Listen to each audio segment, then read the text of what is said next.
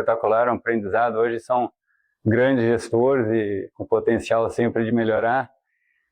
Então eu vou poder ficar um pouco num lugar mais de reflexão existencial aqui da nossa ocupação no planeta, né, no sentido de que esses fóruns aos quais eu estou sendo chamado para participar, né, assim, eu olho as outras pessoas que eu estou dividindo tela ou dividindo palco e, sabe, empresas gigantes, né, o próprio Tomazoni, né, do JBS, está o Fábio do JBS também, sabe, CEO de Bung, de Cargill, de tudo, e eu falo assim, a gente tem um tamanho, né, mas assim, perto dessas empresas é muito menor, sem dúvida. E eu me pergunto por que eu estou sendo chamado para tantas discussões, né? E é porque a humanidade está preocupada com o clima, né? Assim, de fato, existe essa leitura do aquecimento global e a água está subindo, né? Literalmente. E as coisas estão mudando, a gente está enfrentando situações que nunca aconteceram. E então, a gente está procurando, a humanidade em si está procurando, de fato, maneiras de produzir bastante, porque precisa alimentar as pessoas, só de maneira sustentável, né? De forma a não ter um balanço emissor, né? E a gente tem, né? A gente foi, ao longo do tempo, aprendendo, e como a gente mede muito, a gente tem essa prática, esse cacoete de gestor, de mensurar as coisas, de medir, e de testar muito, e assim, a gente testa e aplica imediatamente o que dá certo. Isso vai fazendo a gente levantar nossa régua, né? A gente tem uma prática de todas as atividades, a gente tem um gráfico de potencial máximo, né? Então, para trazer para a realidade, né? Se a gente tem um acompanhamento da taxa de prenhez, né? A gente tem lote de 35, tem lote de 78, a gente olha essas duas pontas, o nosso objetivo, nossa régua vai para 78, mas a gente vai destrinchar tudo o que aconteceu no meio do caminho para chegar nesse que foi tão bom e nesse que foi tão ruim, né? Então, essa prática de sendo a própria referência, levantando a régua e buscando, né, de fato, os porquês desses resultados positivos e implementando ele no resto, né, dos lotes, no nosso manejo, criando POPs, né, procedimentos operacionais e organizando mesmo. Isso faz a gente subir degraus, né? E isso aplicado durante anos faz a gente enxergar cada vez, mas sobe um degrauzinho, enxerga um pouco mais longe, faz a gente ir ter uma velocidade de desenvolvimento boa, independente da velocidade do setor, né? Isso que foi acontecendo ao longo do tempo, e nós fomos procurando resultados, né, que é o objetivo, e encontramos a sustentabilidade. A verdade é que a gente tem consciência ambiental, a gente tem respeito pela natureza e tudo, mas a gente queria resultado econômico, que queremos, né? É importantíssimo, né? A base de tudo. Mas a gente foi encontrando práticas que foram deixando o ecossistema melhor, e é disso que eu vou falar aqui um pouco para vocês. Por favor, Bettina. A respeito da ocupação do planeta, né, para a gente se refletir mesmo, né, um pouco. A gente imagina que lá atrás eram famílias com uma terra em volta que plantava uma coisa, tinha um gadinho, tinha um porco, de alguma forma existia uma rotação de cultura, de alguma forma existiam práticas sustentáveis, porque era aquilo ali que tinha, né? Não tinha uma monocultura, não tinha, né, uma intensificação, às vezes mudava de lugar, mas a gente imagina, lembra, né, para a gente fazer esse caminho lá de trás para cá, duas famílias se juntam, 4, 10, viram vilas, viram cidades e viram megacidades. Pode esperar um pouquinho. Cidades enormes, megacidades ao longo do planeta, e aqui o Brasil, aqui São Paulo, um passeio pelo Google.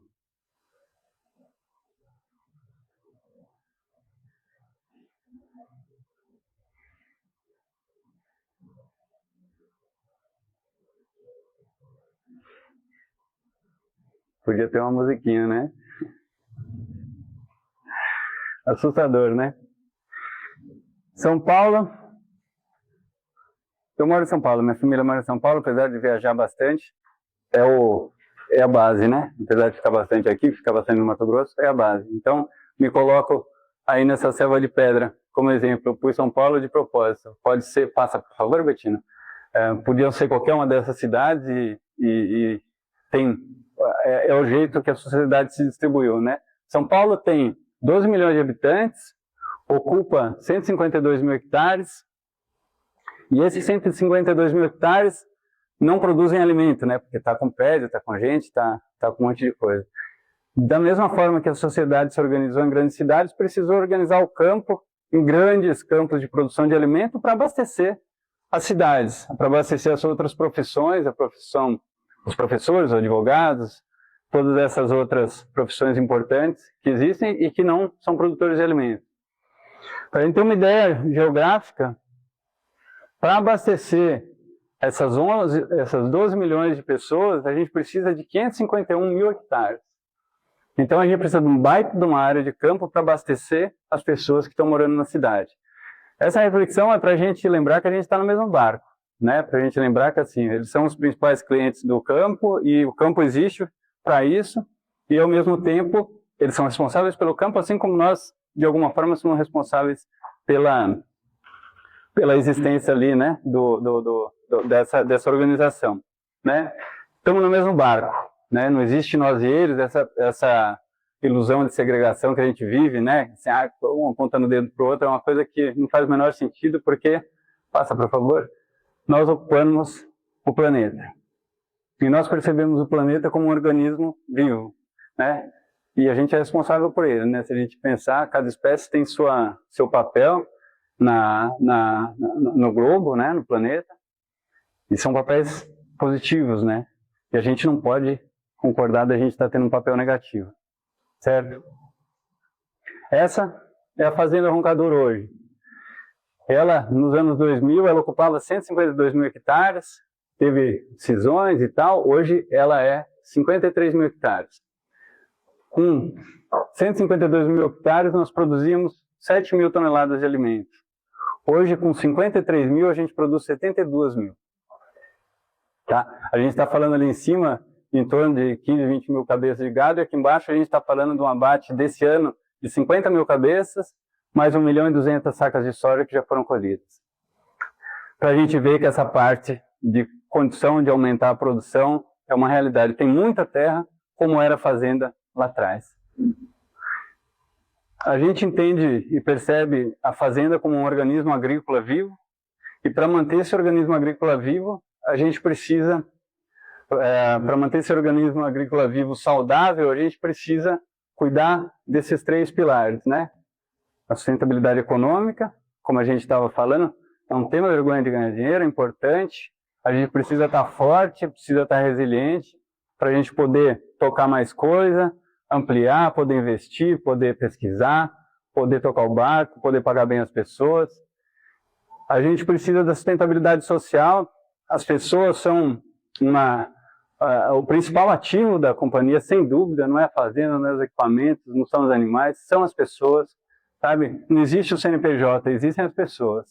E uma equipe boa, motivada, treinada e, ao mesmo tempo, tirando toda a parte de treinamento técnico, que assim é pré-requisito que a gente faz, a gente leva esse tipo de reflexão e a gente olha para as pessoas para cuidar da saúde mental, nesse mundo que a gente está, né, com tanta informação, com tanta coisa assim, que não para o tempo todo, né? Virou um KPI para nós gestores, esse monitoramento de saúde mental, sabe? Afastamento por burnout já é, acho que, a 3ª causa de afastamento no mundo, sabe?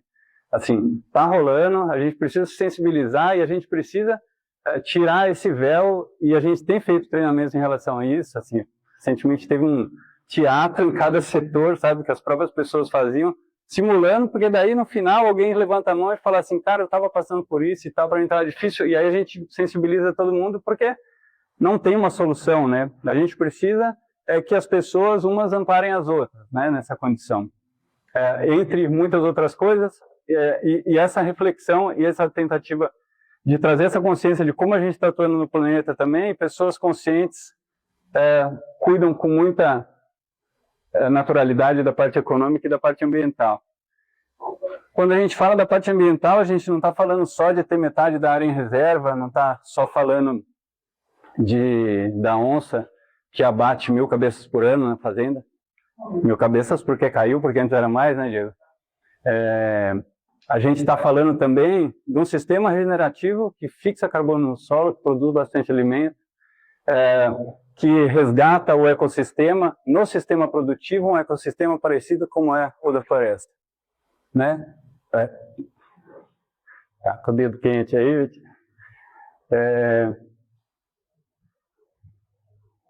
3 princípios básicos. Tratar os outros como gostaríamos de ser tratados, produzir os alimentos que queremos consumir e deixar o planeta melhor do que recebemos. Né? Se a gente tiver isso de verdade dentro da gente, de maneira coerente e genuína, é uma parte importante do caminho percorrido. A gente tem 2 questões falando sobre a pecuária e a agricultura, é o que a gente faz. Hoje nós temos o sistema regenerativo integrado, né? Na pecuária, a gente tem essa retórica de que ela degrada o pasto, né? E por que ela degrada o pasto, né? A gente precisa fazer as perguntas certas, né? E a gente gosta de olhar para o problema, né? A gente gosta de medir, a gente gosta de olhar para o problema, mas para problema novo, não para os mesmos, né? Então, problema novo é bem-vindo, problema repetido não é bem-vindo, né? A pecuária, nós temos várias questões, mas a principal, a gente tem uma demanda constante ao longo do ano e a gente tem uma oferta inconstante, né? Muita oferta, pastagem perene, né? Muita oferta nas águas e zero na seca. Esse vale, esse desajuste é a degradação. É ruim sobrar, é ruim faltar. Nós fizemos um caminho gradual. Nós em 2002 começamos a plantar milho aqui em Pinda. A gente já tinha uma situação aqui de uma pecuária mais intensificada do que tinha lá no Mato Grosso. Mas a gente começou a plantar o milho e éramos ruins de milho, né? Na época de agricultura. Sérgio me ensinou a ler as análises de solo, né, Sérgio? Muito tempo atrás. Muito obrigado. De lá para cá muita coisa aconteceu, né? Mas a gente plantou, colheu, colocamos o gado na soca, né? O pecuarista não deixa a terra vazia, né? Colocamos o gado na soca, como a gente media, fazia o ganho de peso trimestralmente. Claro que antes da gente colocar o gado aqui, a gente pesou, 3 meses depois, 836 gramas a dia tinha dado. No meio da seca, o gado tinha engordado uma barbaridade. Numa época que, nessa época, uma parte do gado perdia peso, né, na seca. Então, inventamos. Descobrimos a integração lavoura-pecuária, né? Simples assim. Depois fomos aprimorando. Hoje nós vamos ver que é uma coisa bem mais sofisticada e mais eficiente. A gente fica com esse gapzinho, mas como a gente tem uma sobra aqui e uma sobra aqui, a gente guarda esse alimento que sobra nessa época, e na forma de feno, de silagem, de uma snapper, de uma série de coisas, a gente usa aqui. Nesse caso da roncadora, a gente faz bola de feno. A gente, ano passado, fez 33 mil bolas, né, Diego? Então, passa, por favor. Então, a pecuária começa por uma intensificação, isso é uma realidade de hoje, lá do Mato Grosso, de uma parte da fazenda que a gente super intensificou. Então, todos esses piquetes aqui são áreas de suplementação a pasto, que a gente chama de SUP, né? E aqui dentro tem um confinamento. Nas áreas de SUP, a gente tem uma lotação média de 10 unidades de animal por hectare, ou seja, 16 cabeças por hectare nessas áreas. Está sendo suplementado, né, concentrado no coxo, capim no pasto. Mas se a gente olha ali em cima, olha, a gente tem 1.746 hectares e a gente tem 40 mil cabeças. Essa pecuária que a gente faz,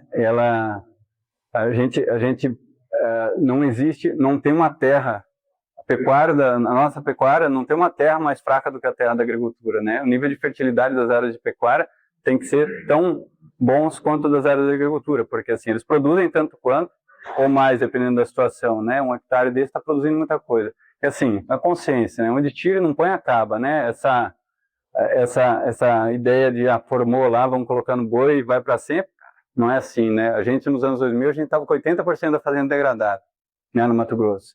E foi duro fazer esse retorno à produtividade, né? Porque era baseado,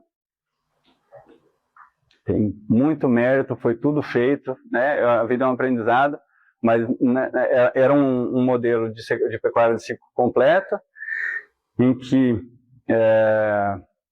tinha já por base que a terra ia estragar. Então, assim, a cada 10 anos, todo ano, reformava-se 10% da área.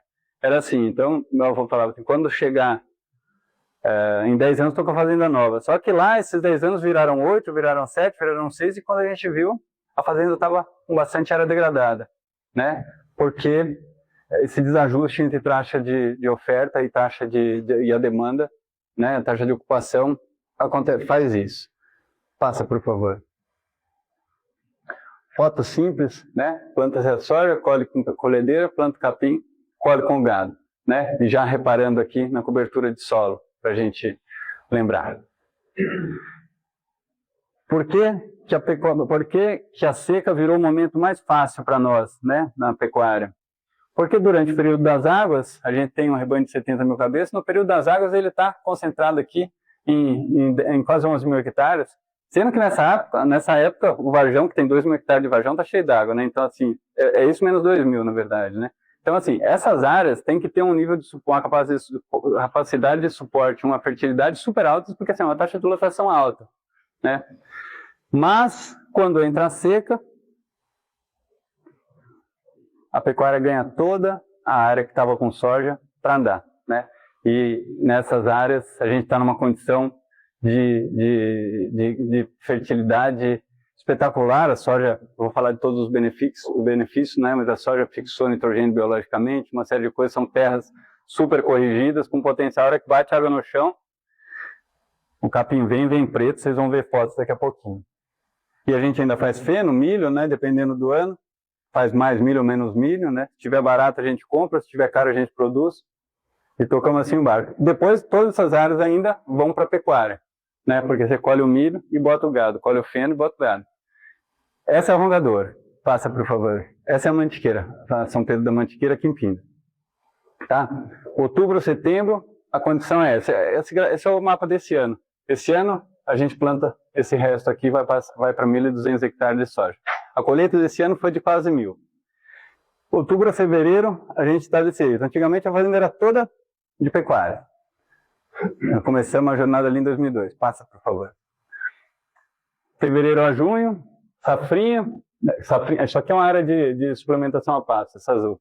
Então, soja, milho, sorgo, nas áreas que estão azul, que estão amarelas ali, passa, por favor. E aí depois toda a área com a pecuária, né? Passa, por favor. Para a gente visualizar, fotos que eu tiro andando com meus moleques domingão, né, Tô? Pode, por favor. Com duas coisas, falando aí. Uhum. A INP, você acha que é para todo tamanho de propriedade, quem quer um levantamento, por exemplo, ou quem tem a sua terra própria? Uhum. Essa é uma pergunta. E a segunda é sobre a soja. Uhum. Vocês plantam aqui em Pinda também. Uhum. Eu já ouvi gente falando que, especificamente, ela não se torna muito interessante provar, talvez, para precisar um aposto. Mas por que, logicamente? Estamos do lado do porto, na verdade é melhor que no Mato Grosso, né? Então, assim, pelo que eu falo, minha experiência, né? Uhum. Não, tranquilo, estou só respondendo. Não, ela é interessante. Aqui tem desafios diferentes do que tem lá, né? Aqui a gente tem uma condição, todo mundo conhece bem, né? Todo mundo tem, a maioria. Então, aqui a gente tem um problema de encharcar demais e algumas dificuldades operacionais nesse aspecto, que assim, o desafio aqui é drenar, né? Mas em relação a drenar, colocar matéria orgânica no solo, né? Porque é aquele nosso solo que morde a botina, né? Quando está encharcado. Mas então a integração agropecuária ajuda muito na soja daqui, porque a gente consegue ir colocando matéria orgânica no solo e esse solo vai ficando mais grumoso, né? Menos esse argilão que a gente que ele é. Assim, você imagina, esse solo a gente está acostumado com bastante raiz. Você vai ver uma foto de raiz aqui, você vai entender o que eu estou falando. A gente consegue colocar muita raiz, e à medida que você vai colocando matéria orgânica, esse solo vai se transformando, e vai se transformando e aumentando bastante o potencial. Em relação à logística, cara, adubo vem do Porto, chega em Santos, a soja vai para Santos, sabe? A gente está numa logística, teoricamente, melhor, né? Eu acho assim, o que não tem aqui é infraestrutura de trade, né? De comprar para você poder mandar. A dificuldade vai ser armazenamento, principalmente porque é um investimento alto, né? Então teria a questão do tamanho, da dimensão que você me perguntou. Eu acho assim, tem tamanho de máquina para toda a propriedade, né? Agora, essa parte de armazenamento, tem Querência lá no Mato Grosso, acho que tem 7, quantos armazéns tem lá, Matheus? Uns 10 armazéns gigantes, né? Tem Bunge, Cargill, ODM, a Marge, assim, cara, um atrás do outro. Então, assim, você colheu, você pode mandar. A gente tem capacidade de armazenar de 50%. 50%, né?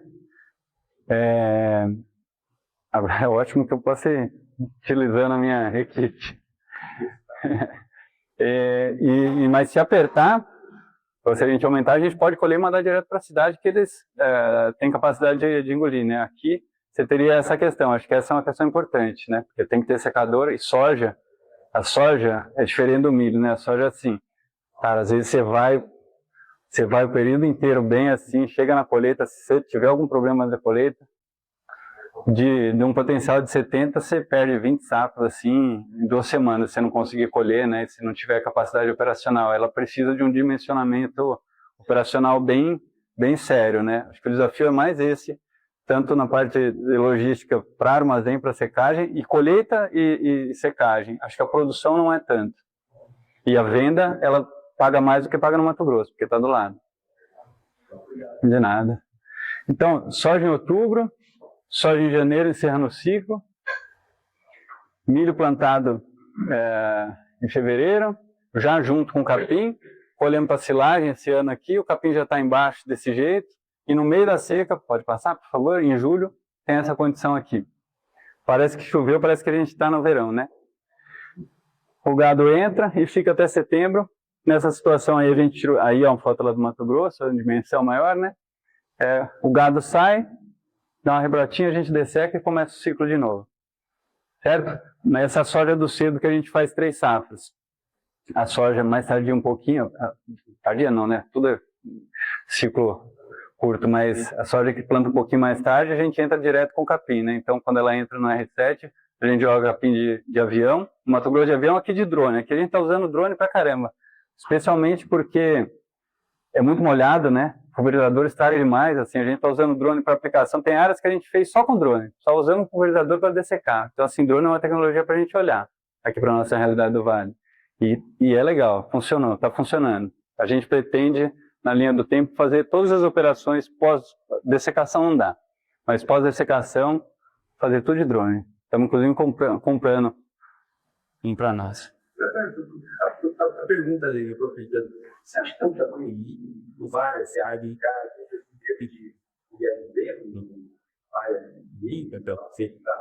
você viu alguma questão industrial?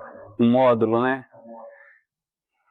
Eu acho que tem que ter um dimensionamento assim de equipamento. Acho que a gente precisa pensar mais em função do equipamento do que assim. Você pode plantar uma área grande, são muitas áreas pequenas juntas, né? Mas eu acho que precisa ter um plano de negócio mesmo olhando para equipamento, porque o equipamento tem capacidade de plantar 300 hectares. Aí você vai comprar um equipamento desse para plantar 50, você vai ter um investimento um pouco desajustado com o que isso vai gerar para você, né? Então, às vezes, juntar 2, 3 e fazer assim, vamos comprar uma plantadeira, um trator e tal, para operar, né? Ver quanto que planta o trator. A colhedeira, então, é a pior coisa do mundo, porque você usa 1 mês por ano e fica aquele trambolho, assim. No Mato Grosso, a gente tem muita facilidade de terceirização na colheita. Aqui, ano passado nós trouxemos um que a gente colheu uns 10 hectares. Aqui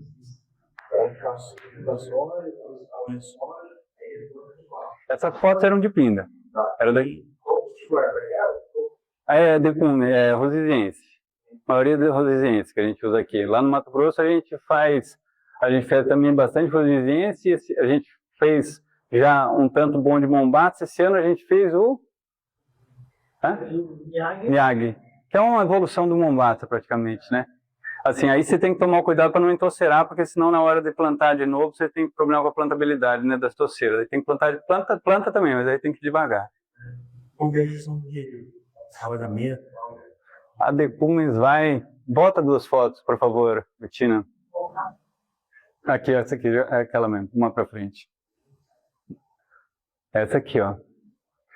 Hoje a gente está fazendo pré-secado dela na fazenda. Hoje mesmo. Não tem foto dele ainda, é a primeira vez que a gente está fazendo. Aí, que a gente identificou, uma coisa que a gente tem que ter atenção, assim, existe uma ineficiência no pastejo do animal, sim, mas é absurdo, a gente não mede, mas, cara, você perde 70% do capim que você produz, sabe? Quando você entra numa área dessa, bom dia, boa tarde. Quando o gado entra numa área dessa, verdona bonita assim, depois você anda a cavalo, assim, você vê o tanto de capim que vai pro chão, legal, tá ali matéria orgânica, tudo, mas hoje a gente entra lá na roncadora, a gente entra fazendo feno, aí você aproveita 100% daquilo ali, depois o gado ainda pasteja.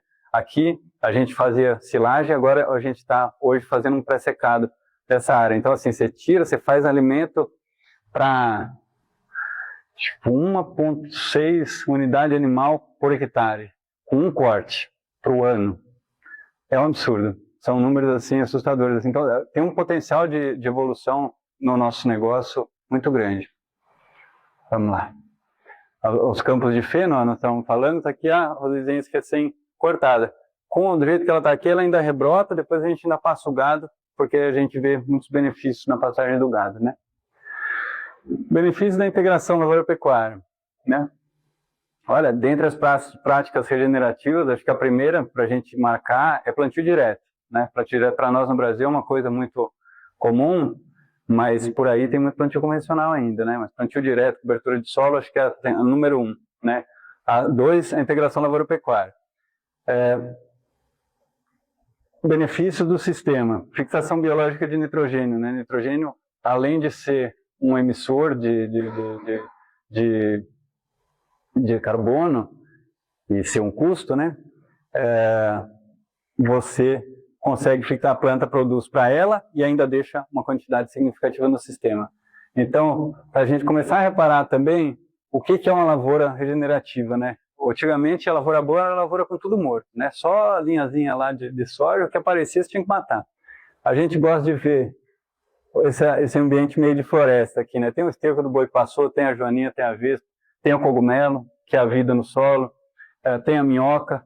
A gente entra na lavoura, a gente tem que ter o frescor da floresta, sabe? Não é aquela noia que tem que estar tudo morto, não, tem que estar vivo. Claro que controlando o que precisa, né? Por favor. Nós estamos falando de raiz, né? Olha a profundidade de raiz. Isso aqui é uma área que a gente tinha plantado, área direto soja, capim, boi, sem a segunda safra, sem a safrinha. A segunda safra, na verdade, é o boi, né? 45 dias de plantado esse capim. A área que foi de soja, jogamos capim de avião no R7 da soja. 45 dias o gado já está pastejando. E olha a profundidade da raiz em 45 dias. Porque tem muita fertilidade no solo, ela põe muita massa para cima e muita raiz para baixo. Essa raiz faz a reciclagem dos nutrientes que lixiviam, tipo cálcio, potássio, traz de volta para o sistema na forma de palha, faz microgalerias que faz a descompactação e aumenta a permeabilidade da água, além de ser carbono que está sendo colocado no solo, né? Matéria orgânica é carbono, isso aí é carbono. Passa, por favor. Isso é o que fica em cima, então assim, muito para baixo, muito para cima. Essa é uma plantadeira, uma deleuzona plantando, né? Além da cobertura de solo, além de segurar a umidade no solo, além de cuidar da temperatura, melhora a plantabilidade. porque você lembra como é que era a área de plantio convencional, dá uma chuvinha, você tem que parar, ficar esperando 4, 5 dias para plantar e na fase desgraça. Aqui não, parou de chover, praticamente você já entra, né? Então, o bem é o bom, né? Sempre, olha a condição que fica a lavoura depois, né? Eu já falei desses, olha, o ano retrasado, a safra passada, a gente teve uma condição no Mato Grosso super difícil de clima, assim, calor, seca, foi horrível, né? Foi o pior ano, né, Guilherme, que a gente já teve. Nas áreas que já estavam maduras, com o sistema generativo integrado, a gente com bastante palha, essa área aqui mesmo, comparando com uma área com menos cobertura, a diferença de temperatura chegava a 10 graus. Né? A produtividade nessa área foi quase o que era o projeto, deu 65 sacas. A média da fazenda foi 47. Assim, foi um ano que quebrou todo mundo, assim, né? Foi um ano super difícil. Então, a gente não está indo nesse caminho só por consciência, por resultado, por consciência no sentido ambiental, né? Por consciência também de resultado econômico. Pois não. E áreas com baixo teor de argila, com areia? Olha, o Guilherme vai poder te responder mais tecnicamente na sequência, mas hoje existem variedades e manejos. Cara, estamos plantando soja em tudo que é lugar. Assim, a gente tem alguns arrendamentos no Cocalinho lá, e assim, estamos plantando, assim, não sei o resultado que tem, diminuiu bastante, né, depois nos últimos anos mais difíceis, mas assim, um tempinho atrás eu não estava plantando até no muro, né. Eu acho que tem condição, mas precisa ter bastante cuidado, né, com o plano de negócio, né. Não existe um formato ideal, né? Esse formato que a gente está mostrando é o nosso formato, né? O projeto precisa ser adequado às condições climáticas, às condições da terra, né? E principalmente a capacidade de gestão ali da equipe e do nível de tecnologia que você vai implementar, né? Não é que assim, é isso aqui, vamos. Tem várias práticas aqui que podem ser aplicadas em qualquer propriedade. O nível de gestão que precisa ter de insumos, de uma série de coisas aqui, ele é complexo, né? Mas dá para plantar na maioria dos lugares, mas assim, é preciso analisar, né? Para te responder assim de maneira genérica, assim, né? Eu acho que depois o Guilherme, se você quiser perguntar de novo na vez dele, ele já vai se preparando aí, né, Guilherme? E a passagem do gado, que era tido como uma coisa, tudo bem? Que era tido como uma coisa ruim, né, para os agricultores, assim, a nossa agricultura nasceu integrada, né, com a pecuária, ela não era agricultora, a gente era da pecuária, então assim, ela já nasceu junto. O gado, se você plantar, simplesmente fizer o plantio do capim depois da soja, ele vai crescer, vai entrar em senescência e vai ser aquilo ali. Se você colocar o gado, ele vai dar, sei lá, sem o gado ele vai dar 2, 3 ciclos, né, Diego? Se você colocar o gado, ele vai forçar o capim a botar mais raiz, dar mais ciclos, trazer de volta pro sistema na forma de palha o que precisa ser reciclado, né, os nutrientes que ele pegou, e ainda ele coloca vida no sistema através do esterco e da urina, né? Com isso vai a microbiologia dele, vai os micro-organismos. Então você começa esse assunto de repovoar as áreas produtivas com os micro-organismos. O que tem na floresta é o que no solo da floresta, é o que tem na bucha do boi, é o que tem no nosso também. A gente é um mini universo, né?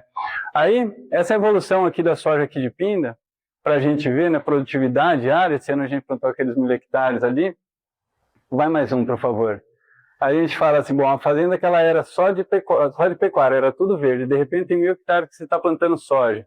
O que aconteceu com o gado? Deve ter piorado, né? Passa, por favor. Também aumentou. Né? Então a gente sai de 3.900 e hoje a gente está com 5.400 cabeças, né? Intensificação. Então, as coisas estavam indo bem, a gente estava satisfeito, a gente precisava, tinha alguns incômodos, né? E a gente foi sendo conduzido, né, ali de cima, né, com consciência ética sempre presente, e olhar respeitoso para a natureza, fomos conduzidos à sustentabilidade. Nós falamos bastante da pecuária, da integração, e aí mais uma reflexão para a gente pensar junto, né? Teve a Revolução Industrial, metade do século passado, Revolução Industrial, né, pós-guerra, tal, Revolução Industrial, aí população crescendo, medo da fome, né, a humanidade com medo da fome, a África, tudo assim, crescendo população e a gente com medo da fome. Foi feito um sistema produtivo que foi implementado e se expandiu pelo mundo, que foi a Revolução Verde, que foi super legal. Mas ele resolveu o problema da fome. Ele era baseado em defensivo químico, que vieram das armas químicas nesse pós-guerra, que controlava as pragas, que era um problema, antes não tinha. Foi baseado em sementes desenvolvidas, que aumentaram o teto de produtividade, o teto produtivo, então sementes mais produtivas, e defensivos químicos. Né? Com a tecnologia começou a conseguir fazer os formulados, os solúveis, que a planta vai direto na boca dela. Isso funcionou, aumentou a produtividade, teve vários benefícios, especialmente para países que se tornaram exportadores, como a gente, benefícios econômicos, mas ao mesmo tempo foi fazendo uma interferência no ecossistema brava, né? E é o que a gente faz até hoje. A gente ainda é fruto da Revolução Verde. Hoje a gente está indo para o regenerativo e hoje é um pouco isso que o mundo está clamando, né? Por isso que a gente está nesses fóruns, porque está tentando achar um caminho para evoluir, produzindo bastante alimento, mas de uma maneira mais equilibrada com o meio ambiente. Vocês imaginam, você tem uma colônia de micro-organismos no solo, uma sociedade ali, aí sobe lá um fungo na planta, pau, defensivo. Sobe um outro, pau, defensivo. Sobe outro, pau, defensivo. De repente, você mudou, e aí, soja em cima de soja, monocultura em cima uma de cima da outra e tal. De repente, você muda toda a condição do solo e a condição do ecossistema ali que existia. Né? Os micro-organismos são extremamente sensíveis e para eles conseguirem fazer as funções dele, ele consegue atuar exatamente numa camada com uma condição química exata ali, daquele jeito. Vai morrendo todos eles, todas as camadas, e sobra 2, 3. Um deles é o nematóide. A maior praga da soja, a maior dificuldade de tratar, e tal, doença de solo. Doença do nosso manejo também, né? Porque a gente foi matando tudo, sobra esse, ele começa a se reproduzir e ele quase que está gritando para dizer que está tudo errado, né? Em cima do solo, a gente vem a lagarta, a gente entra com inseticida. Aí vem outra, para o efeito desse, vem outro princípio ativo, a gente taca. A gente vai criando uma super lagarta. Aí a gente volta para a semente. Alegria quando apareceu o Wildiger, né? O BT, né? O milho transgênico do Wildiger, que assim, putz, de repente não tinha mais aquela loucura, aquela gente era acostumada a ver milho comido de lagarta, de repente veio aquele milho, comia um pouquinho, ela já morria. Pau, durou uns 2, 3 anos, 4. Aí já veio o Ecolex, que era uma outra tecnologia e tal, cara. Aí a gente começou a desenvolver sementes capazes de sobreviver a esse ambiente, não posso falar palavras chulas, né? Nesse ambiente ruim que a gente criou, nesse ecossistema, nesse ambiente distorcido ali pelas nossas próprias ações. Então, olha, eu sou super da tecnologia, tá? E assim, eu acho que é super importante o desenvolvimento genético, ter as opções de defensivo químico. A gente usa ainda defensivo químico. Não sou nem um pouco radical, eu só acho que a gente precisa usar com consciência, né? Então, o que a gente faz, que é o nosso sistema regenerativo integrado? A gente busca criar um ecossistema, criar uma condição do meio ambiente capaz de receber qualquer semente de maneira saudável. Dessa forma, a gente deixa de ser dependente das multinacionais, dos royalties, de todos esses defensivos químicos e até de fertilizante químico. Eu vou mostrar um pouquinho do que a gente está falando, por favor. Incomodava a quantidade de defensivo químico, então nós começamos a usar biológico. Primeiro nós começamos a medir os resíduos da soja, lá atrás. Todo ano a gente mede os resíduos da soja, porque tinha preocupação, pô, mas o glifosato, não, mas isso, mais aquilo. Começamos a medir, os nossos níveis são sempre quase zero, assim. De vez em quando, se você fizer uma última aplicação de glifosato, ele dava tipo 0,046, né, Guilherme? Sendo que era tipo 10 vezes menos do que o tolerável para a Europa, que era mais exigente. Então, assim, mas mesmo assim, incomodava a gente usar, e a gente começou a usar defensivo biológico. experimenta um, foi dando certo, a gente não sai que nem louco fazendo, assim, a gente está fazendo isso há muitos anos. O Guilherme vai contar o passo a passo, eu não vou abrir muitos balões. Mas experimenta, o que vai dando certo a gente replica, o que vai dando errado a gente deixa de lado, a gente vai mostrar naturalmente o que teve resultado positivo, mas a gente testa muito, tem muita coisa que não dá certo, a gente larga para lá. E o que dá certo a gente expande, a gente cresce rápido. Por favor. E aqui está um exemplo dessa safra, o Guilherme vai mostrar a evolução, né, dos defensivos biológicos na fazenda, mas esse ano nós aplicamos 81% menos de ingrediente ativo por hectare de defensivo químico. Né? A gente usou quase tudo biológico. E produzimos 72 sacos. Por favor. Aí eu tinha essa questão do fertilizante químico, né? Assim, quando você produzia 50, uma quantidade de adubo, aí 60 é mais, aí 70 é mais, daqui a pouco assim. E a dependência da adubação química, a quantidade que a gente colocava de adubo, que coloca, né, que precisa colocar para produzir, também incomodava, né? A gente precisava achar um jeito de colocar alguma coisa de liberação lenta para rejuvenescer o solo. Então, a opção foi utilizar o pó de rocha. O pó de rocha, lá na nossa região não tinha, então assim, trazendo para o contexto daqui de São Paulo, a gente tem várias opções de pó de rocha aqui em volta. Né? Em São Paulo, tem Embu, tem tudo, a gente está usando uma aqui na fazenda que chama biotita, né? Mas tem várias opções, dá para pesquisar e tudo se tiver interesse de usar. Esse especificamente, a gente tem mineração também, né, de calcário, isso aqui é uma mina nossa, de calcário calcítico. Nessa área, a gente tinha lentes sobrepostas e tinha um minério que não dava calcário porque o percentual de cálcio dele era baixo. Então, era custo, aí depois nós começamos a fazer brita, e depois eu falei, cara, a gente procurando, não existia remineralizador na nossa região. Falei, cara, vamos pesquisar, né? Moemos ele, mandamos analisar, vimos que não tinha metais pesados, não tinha problema nenhum. Ao mesmo tempo que a gente mandou para a Federal de Goiânia para fazer a pesquisa, a gente começou a aplicar. Em 2019, acho que a gente começou em 2019 ou 20. Foi surpreendente o resultado. A nossa expectativa era que é um negócio de liberação lenta, que ele vai fazer as reações no solo e vai disponibilizar mais nutrientes, os nutrientes que já existem, né? Ele tem uma quantidade de potássio, mas especialmente que ele melhoraria a CTC do solo, né? E tudo que você colocasse ficaria mais disponível para a planta. O solo do Mato Grosso, especialmente, é dos solos mais antigos do mundo. Antigos no sentido de não ter sofrido nenhuma rochagem natural ao longo do tempo, né? Os solos rasos lá do clima temperado, os solos da Europa, sofreram rochagem natural proveniente de vulcão, né, das erupções vulcânicas, de terremotos e tal, dessas coisas naturais, e eles são como se fosse um panetone, sabe, o solo, assim, ele é um solo cheio de pedrinha, só que ele é raso. O nosso é um solão profundo, que não aconteceu nada nos últimos milhões e milhões de milhares de anos, então ele é um bolão de fubá, e muito intemperismo, né, calor, chuva, então ele não tem nada.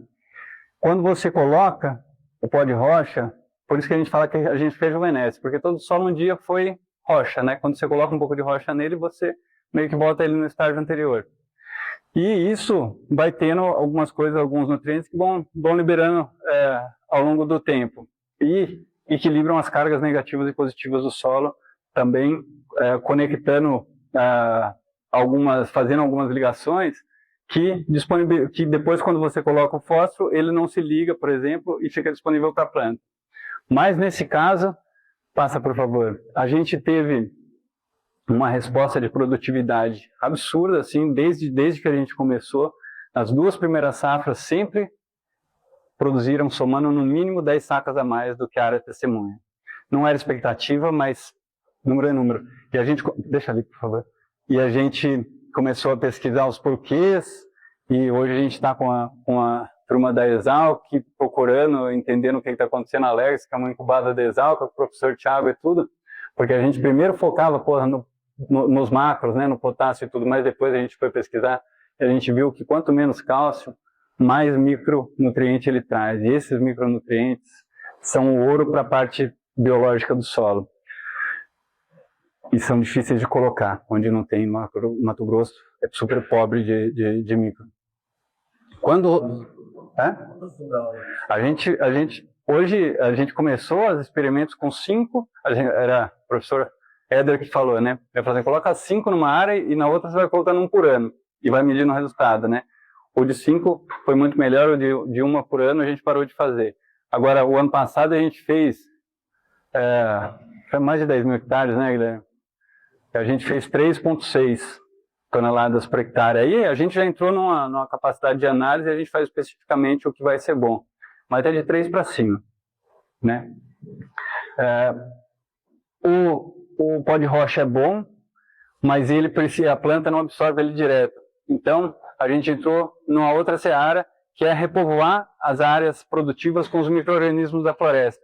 Porque a planta só acessa os nutrientes através dos micro-organismos. Ela dá uma parte do carbono dela, os exudatos, para os micro-organismos, ele é que vai lá no pó de rocha e dá para ela.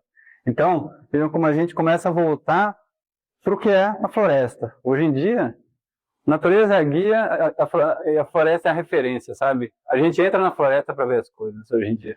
Nós 3 entramos na floresta com constância para ver um pouco das coisas mesmo como estão.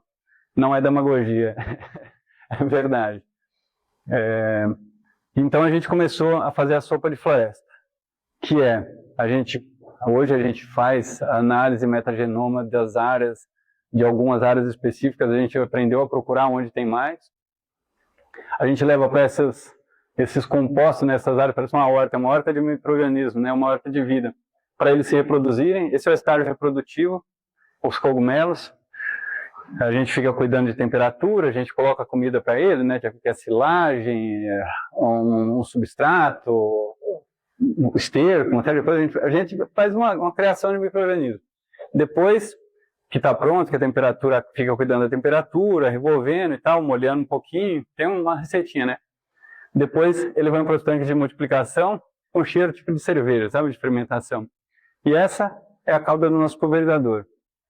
Mesmo às vezes, quando a gente vai aplicar químico, a gente aplica com essa cauda. Então, nosso pulverizador leva a vida. A gente vem repovoando as áreas produtivas com os micro-organismos da floresta há vários anos.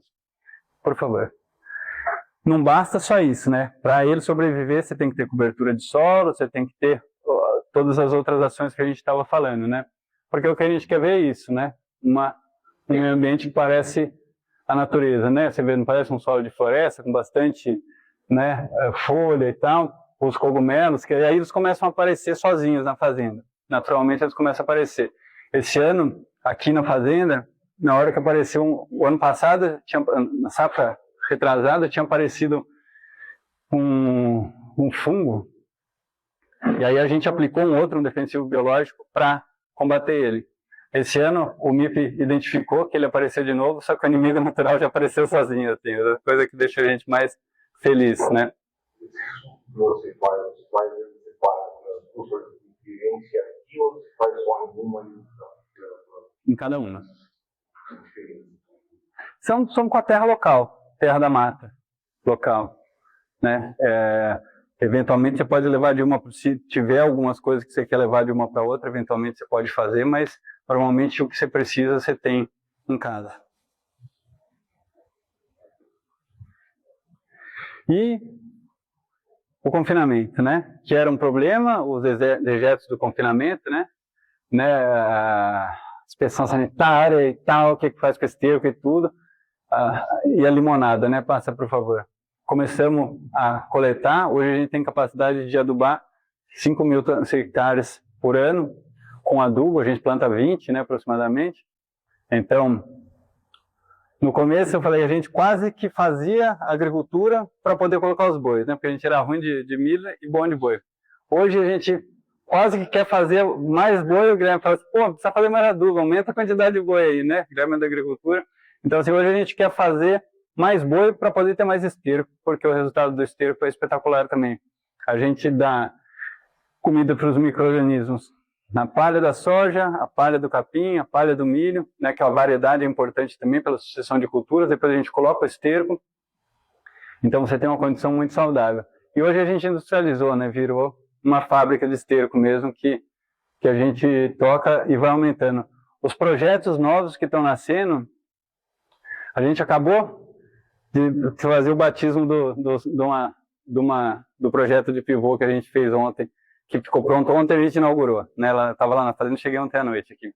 Ligamos, tal, chamamos, todo mundo toma banho de pivô para inaugurar, né? Falamos, 1.000 hectares de pivô. Ele está nascendo junto com um projeto de supercria que vai ficar esses pivôs fazendo comida para essas vacas e essas vacas fazendo esterco para esses pivôs. Então, assim, a pecuária nossa, ela virou super competitiva em área de potencial produtivo de soja altíssimo, sabe? Estamos conseguindo salvar a cria, né? Eu me perguntava o que vai acontecer com a cria, quem que vai criar daqui a pouco, né, bezerro? Porque vai sendo empurrado, por favor. Gráfico de evolução do gás de efeito estufa, né, do balanço de gás de efeito estufa e da produção de alimentos. Esse é de 2007 a 2020, porque era quando a fazenda estava inteira. Depois eu vou mostrar o de Pinda, que é do ano passado, ou daqui da nossa área. Então, gráfico de esperança, né, para a humanidade. Então, sai de uma produção de 9.000 toneladas de alimento para 160.000. Você sai de uma emissão em 2007 de 17.000 toneladas de CO2 equivalente para uma fixação, uma remoção de 231.000 toneladas. Por isso que a turma está chamando a gente para conversar e quer vir ver as coisas, né? A gente está medindo e está dando certo, né?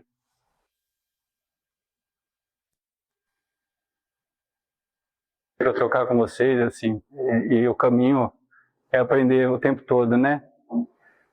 A gente sabe que não sabe nada. E o que isso significa? Significa mitigar a emissão de 133.000 carros 1.000 rodando 1.000 quilômetros por mês em qualquer lugar do mundo, né? Passa, por favor, Betinho. É daqui da Mantiqueira, tá? Da São Pedro. São quantidades de carbono para a gente se apropriar um pouquinho de número, né? Isso aqui é tonelada de CO2 equivalente por hectare. A média das áreas produtivas, em 2022, era 223 toneladas de CO2 equivalente e a floresta tem 375. Só para a gente saber. Passa, por favor.